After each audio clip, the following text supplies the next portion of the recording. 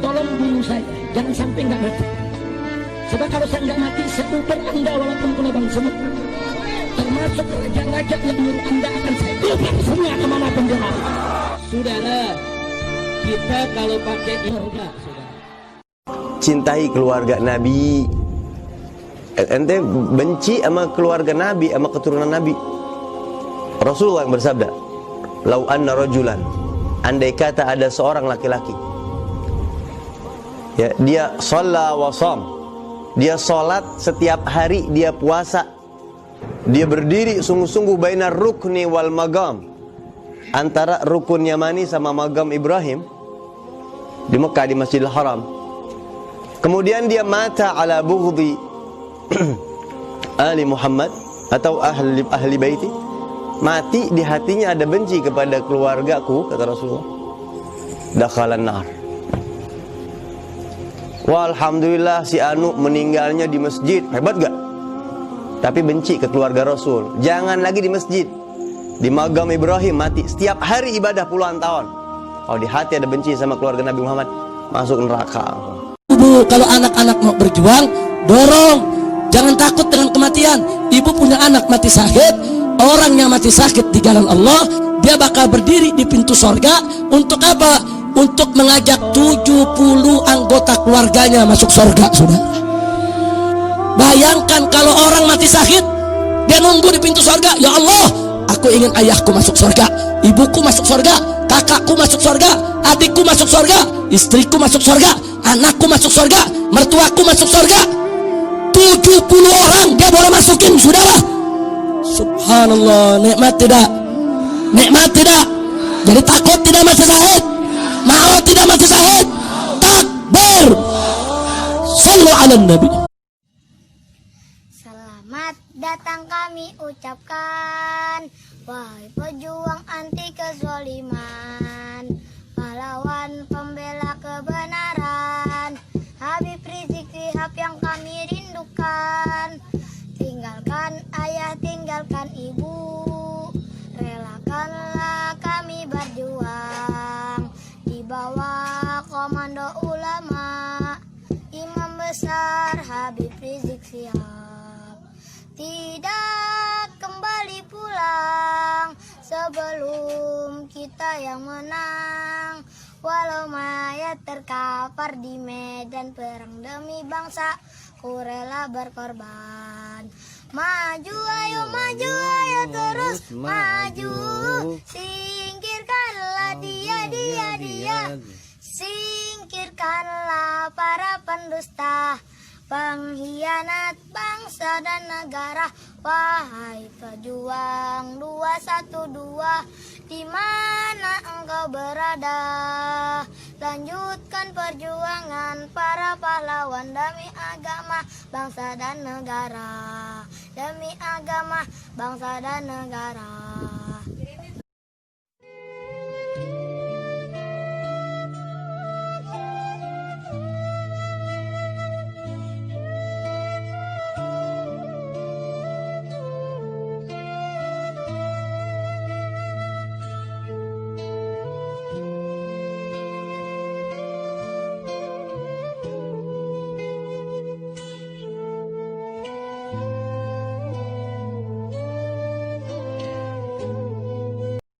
Tapi beliau itu ditawarkan berbagai macam harta untuk stop dakwah. Oh, saya tahu persis kok. Oh, saya tahu, saya jumpa kok dengan orang yang ditawarkan itu sebagai perantara untuk Habib Rizik. 1 triliun Pak dikasih Pak, sebelum aksi 212. Dan cash tuh dibawanya itu ya, sebagai uang muka tanda jadi gitu ya. Cash itu ya 50 triliun itu, 50 miliar itu cash dulu. Ya dalam bentuk dolar bawa kresek gitu loh. Saya jumpa sama orangnya. Untuk apa? Jangan ada aksi lagi. Tuh. Gitu. Dan yang bawa juga seorang habaib pula. Dianggap bisa dibeli Habib. Tapi sekarang sudah sadar.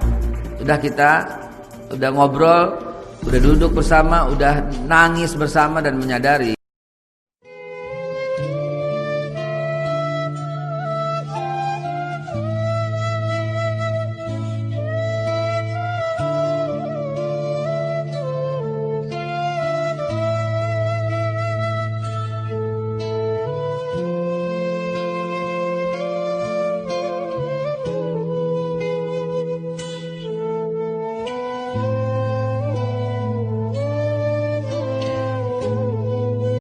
sekarang kita kalang kabut menangani kasus korupsi.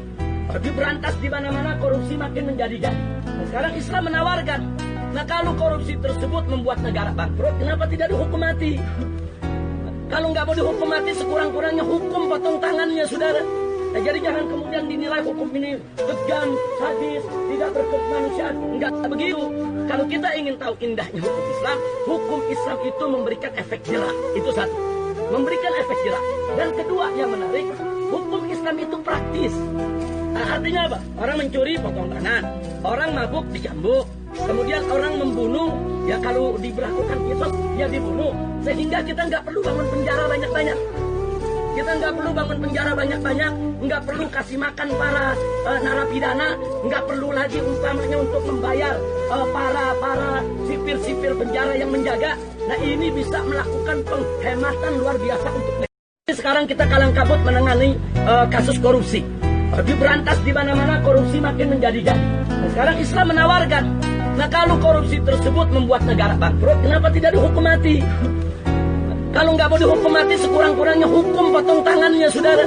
Nah, jadi jangan kemudian dinilai hukum ini kejam, sadis, tidak berkemanusiaan. Enggak begitu. Kalau kita ingin tahu indahnya hukum Islam itu memberikan efek jerak. Itu satu, memberikan efek jerak. Dan kedua yang menarik, hukum Islam itu praktis.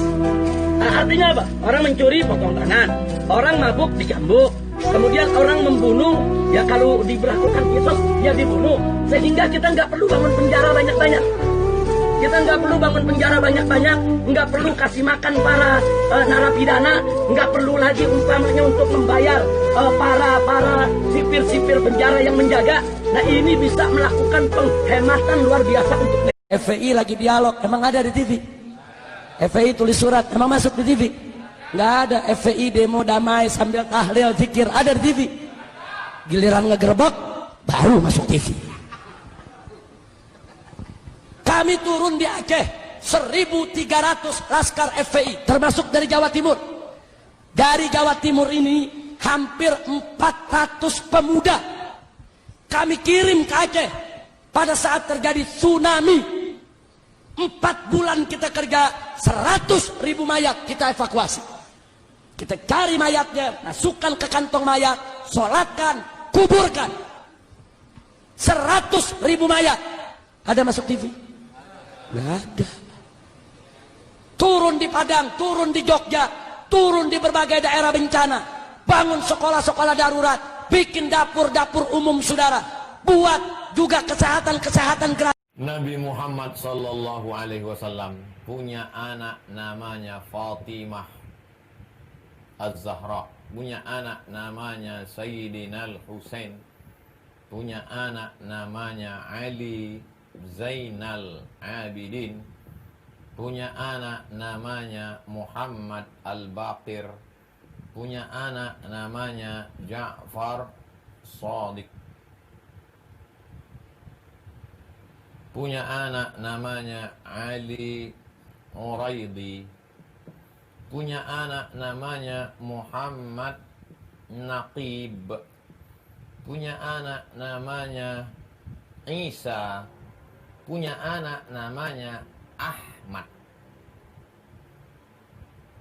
Ahmad bin Isa Al-Muhajir. Ketika Nabi dilempari kotoran, Nabi memaafkan. Nabi ditimpuki batu di Taif, Nabi memaafkan. Bahkan Nabi mendoakan, Allah mahdi qaumin fa innahum la ya'lamun. Itu hak pribadi Nabi. Namun sekalipun Nabi memaafkan, saudara, sahabat tidak memaafkan para penghina Nabi Muhammad. Ketika Rasulullah dilempari kotoran, Sayyidina Abu Bakar Siddiq maju bertempur melawan orang-orang yang menghinakan Nabi Muhammad, saudara. Sampai ada duel di situ, saudara. Ketika Rasulullah dihinakan, saudara, direndahkan daripada ajarannya, Sayyidina Umar ke pusat kota Mekah mencabut pedangnya dan mengatakan, siapa yang merendahkan Nabi? Siapa yang gak suka dengan keislaman Umar? Yang mau duel 1 lawan 1 silahkan, saudara. Yang mau ngelihat istrinya jadi janda, anaknya jadi yatim, silahkan hadapi Umar bin Khattab. Begitulah kecintaan para sahabat baginda Nabi Muhammad. Ibadallah, ibadallah, kita hadir di sini disatukan oleh Allah. Tidak ada seorang habib pun, tidak ada seorang kiai pun, tidak ada satu ormas pun, Tidak ada satu orsospol pun yang mampu mengumpulkan umat manusia sebanyak ini dengan tujuan yang sama, saudara. Tidak ada. Kita kumpul di sini semua. Ini merupakan pertolongan Allah. Walaupun sudah dihalang-halangi, walaupun saudara sudah berusaha supaya ini tidak bisa terlaksana, tapi dengan pertolongan Allah, nasrun minallah wa fathul qarib wa basyiril mu'minin. Ya, ini kemenangan dari Allah. Ini kemenangan yang nyata. Beri kabar gembira kepada seluruh orang-orang beriman bahwa kita semua akan mendapatkan kemenangan dari Allah Subhanahu wa ta'ala. Selamat datang kami ucapkan, wahai pejuang anti kezaliman, pahlawan pembela kebenaran, Habib Rizik Syihab yang kami rindukan. Tinggalkan ayah, tinggalkan ibu, relakanlah kami berjuang di bawah komando ulama Imam besar Habib Rizik Syihab. Tidak kembali pulang sebelum kita yang menang, walau mayat terkapar di medan perang demi bangsa, ku rela berkorban. Maju ayo terus maju, singkirkanlah dia, singkirkanlah para pendusta, pengkhianat bangsa dan negara. Wahai pejuang 212, di mana engkau berada? Lanjutkan perjuangan para pahlawan demi agama, bangsa dan negara. Demi agama, bangsa dan negara.